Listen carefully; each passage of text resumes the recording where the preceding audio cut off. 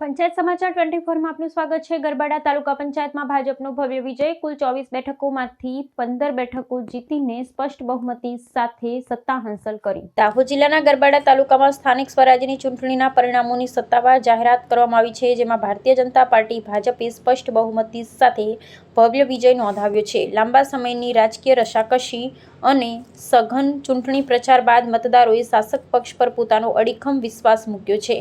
આ સ્પષ્ટ જનાદેશના પરિણામે ગરબાડા તાલુકા પંચાયતમાં સત્તાનું સુકાન હવે સંપૂર્ણપણે ભાજપના હાથમાં આવી ગયું છે।